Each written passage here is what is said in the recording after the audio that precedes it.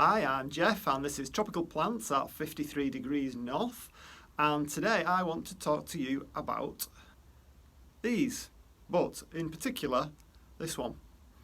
So I'll just swizzle you around and let's get to work on Oncidium Cinnamon Twinkle. Okay, so we're back, and what you can see here, we've got an Oncidium Sharry baby. That's the one that lots of people are familiar with. It's a gorgeous plant, these huge arching inflorescences here with lots and lots of fragrant flowers. I have to say, not anywhere near as fragrant as I was hoping. A little bit of Googling and there appear to be various types of Sharry baby. I've not really gone into it in detail, but I've seen some with like another name after them. So I'm wondering whether mine is one that's not quite as fragrant as some others. I got this particular plant from Thailand. I sent off for it from Thailand, and I'm really surprised actually that it was in such good quality, having survived an aeroplane journey. The only reason I've got that out here, because this is the actual focus on the twinkles, but I've got it out there just to compare, because this one here, this is the one that really I'm going to talk about. This is an Oncidium Twinkle Cinnamon, or Cinnamon Twinkle. I'm not quite sure which way around you pronounce that. Let's have a look. Now they've written Oncidium Twinkle Cinnamon. I know you can see that on there. Now I've had this plant for probably about 15 months. I bought it from an eBay seller. I'll just see if I can lift it up so you can see it a little bit more closely. Even from where it is now, I'm getting such a strong perfume, and it's just so much better than I expected. When I first bought it, it was in bloom, but the blooms were nearly over, so I literally had 2 or 3 days and they all dropped off, possibly due to the transport. But I've looked after it for over 12 months, and it's rewarding me with these fantastic flowers, and it's the scent that's the surprise. Now when you do see them on the internet and you see the pictures of the flowers, and very often they'll put a hand next to it so you can see that they are only small, and people might be disappointed when they see how small the buds are, but when they come out they more than make up for that with just the sheer numbers of blooms that you get on them. I'll tell you a little bit more about the twinkles from what I've learnt about them. Perhaps you can then have a think whether it's something you want. I definitely want more of these. It's been a real revelation to me. I think the scent, more than anything, the scent is something that it's a real showstopper. Anybody comes in and what's that smell? What is it? Instantly look at the Sharry baby, but it's not. It's the twinkle. Of course, they're both Oncidiums. So let's just stick that down there for now, and you should be able to see them both. So the twinkle is a cross, and it was a cross attributed to a guy called William Whitmore Goodale Moir in 1958 on Moya. I'll say Moir, 1958. There's a cross between, and I might get this name wrong, but I'll have a go, Oncidium cheiriforum and Oncidium ornithorhynchum. Now that sounds like something to do with birds, and I have actually heard that the flowers, I'm just going to see if I can look here. Yeah, the flowers, there's no way I'm going to be able to show this, it's so tiny. Let's just have a look. They look like they've got a little beak at the top. Like I said, there's no way you're going to be able to see that on this camera. I mean, I'm only using a phone camera. There we go. But definitely the orny beginning of the name, the ornitho, makes you think of ornithology. Now whether that's where it comes from, I don't know, but it's certainly a possibility. So yeah, all the twinkles are a hybrid between those two species of Oncidiums. Very easy to grow, very compact, as you can see, profuse flowers, relatively disease free. They can actually bloom any time of the year, but they tend to prefer an autumn blooming, and the blooms can last about a month. Now I have to say, I've had these blooms for longer than a month. These have been in bloom now, let me think, where are we now? December. It's at least 6 weeks. It was the beginning of November. So we're into 6 weeks now of blooming, and a few of them have dropped off, but you can see it's still going strong, and I can see it lasting at least another couple of weeks. Although the flowers are only 1 to 2 centimetres in size, they more than make up for that with the amount of flowers that there are on there. Colour wise, anything from white to pink to red, and as you can see here we've got a mixture of there's yellows in there, there's oranges, there's kind of like a bronzy colour in there as well. In terms of light, it's the usual thing really, and this is what makes them so easy. They don't like bright sunlight through a window, as do hardly any plants, but they also don't like deep shade, so you've got a lot to work with there in between, you know. Bright light but diffused. Dapple shade maybe you could get away with, but certainly not deep shade. What you will find that if the place is too dark where you're keeping them, then they just simply won't flower. If you put them in bright light, and you see this is what's probably happened here, there are 1 or 2 dark spots on it where the sun looks like it's burnt it.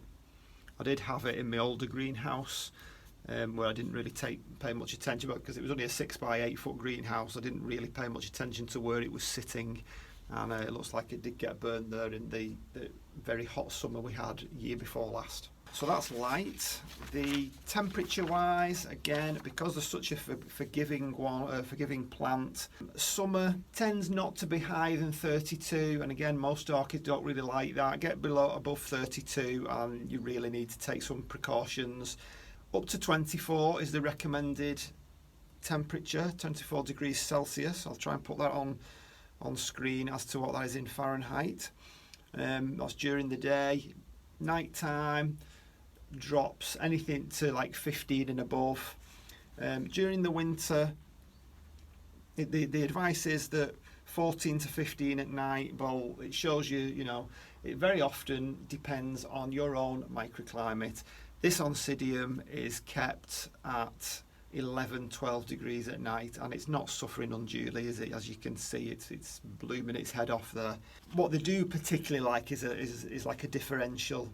So certainly during the summer they will like that differential of, you know, up to 5 degrees Celsius. It's probably a bit easier to have that differential in summer. In winter I don't get it. I don't get that differential. In winter I get at least a couple of months where the temperature is going to be pretty constant at around 12 degrees, because outside it's a lot colder than 12 degrees Celsius, and I keep my greenhouse to round about 12 degrees, so it's not getting it for me, but it doesn't seem to mind. It's very forgiving in that sense. Humidity, the twinkles tend to go for between 40 and 60% humidity. Again, if you live in the UK, that tends not to be much of an issue. My biggest issue is in the summertime, when the greenhouse doors are open, the vents are open, the louvre windows are open, and if the sun is out, then it's absolutely pointless having the fogger on, because it just goes instantly out the window. So I turn it off, which seems a bit backwards really, but why keep it on when it's doing absolutely nothing to lower to raise the humidity? But again, it doesn't seem to have suffered. You know, I've had no fogger on all through the summer.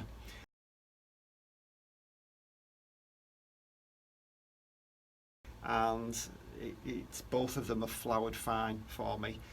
Probably in my specific location and my particular microclimate, the humidity for the majority of the year is between 40 and 60. In my case, it's usually above 70. It's usually about 75 on average. The advice is, if it is too dry, so if you have it in a house, I think that would definitely be an extreme in terms of low humidity. Then you might find that slows the growth down, and again you might find that it doesn't produce this amount of flowers. What it grows in, again, you can sense a theme here. Very, very forgiving. This particular one is growing in what it came in. I've not repotted it yet. It was growing in it's like a coir that it grows in, like a fibred coir. You might see, I don't know if you can see there, mine has liverworts growing on top of it, and that is because I kept it too wet. Again, another theme through my early orchid growing days, that I overwatered, and I think that's probably You know, if I had to pick the most common reason for killing orchids is overwatering. When it does finish flower, I will repot it and I will get it out of this coir, mainly because I haven't got any. What it does like is mixture of bark, some sphagnum moss, a little bit of peat, so something quite airy but a little bit moisture retentive, but again, no extremes. We don't want it so dry that it's going to dry out very, very quickly. We don't want it so wet that it's going to stay wet, because they can rot, and that was a mistake that I made with the Sharry baby over here. I had it in a pot where I overwatered it. I couldn't see the roots, I couldn't see what was going on in the pot, and I overwatered it and I set it back quite a lot. And I've done that with quite a number of Oncidiums. I've done it with pretty much every orchid I owned initially, but not anymore. We can tell now. So now I know. I'm really careful with the Twinkle. I take out I can feel the weight of it. I get to know the weight of this particular plant. I take the label out. You can hold it up to the light and see whether, I'm looking at this one now, holding up to the light, and I can see there's still moisture on the end there. You can put it to your lip if you're still not sure. That's a good sensitive way. Your lip's very sensitive and it will tell you if it's still moist. So I wait for that to dry out completely. But I don't want it to be stone, absolutely bone dry for days on end, and that's the trick to it, really. You can mount them, but again, the advice is if you mount them, make sure you get quite a bit of sphagnum moss between the bark or over the roots, so that it's not sitting dry for days on end. Otherwise you're going to be watering it several times a day in summer. So as far as the watering goes, make sure that it drains through. I have it sitting on some stones so that I know that it's got good drainage. It does not like to sit in water, even a tiny little bit. If you put it in a gravel tray and you water it, make sure there's some gravel in that gravel tray, or there's something to lift it up off the tray. Otherwise it's going to be sitting in the water. You might not think it's a lot, you might not think it's going to make a difference. In my situation it did. So it's worth it. It doesn't take a lot of time. Just lift it up a little bit from the tray so that there's some air between the tray and the bottom of the pot, and it drains through. Fertiliser, I'm still probably at odds with quite a number of orchid growers that I see. I don't want to come across, certainly not an expert in it, and I don't want to come across as a know-it-all. I'm certainly not that, but I'm always very, very wary of what's the word?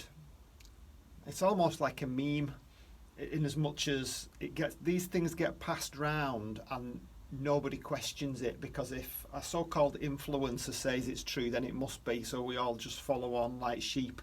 And what I want to do is I want to be convinced by actual science behind it, and everything I read so far and have read since I started with orchids is that orchids do not like to be fed a great deal.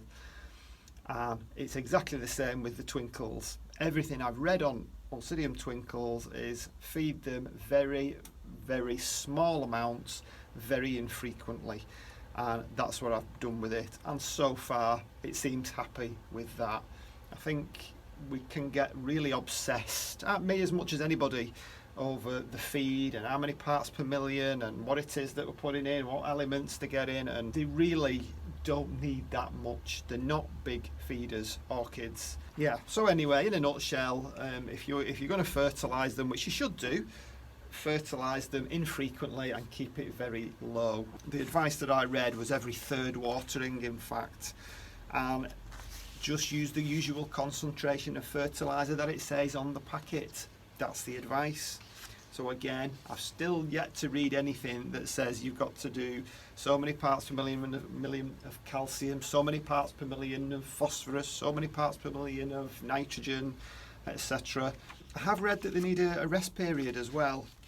Now, I'm not giving it a rest period. I think it would probably get it automatically anyway. A rest period in as much as don't give them as much feed, even if you're not feeding them as much during the winter months. They're going to get lower temperatures anyway. They're going to get less watering anyway, and I think that will probably be sufficient as a rest period.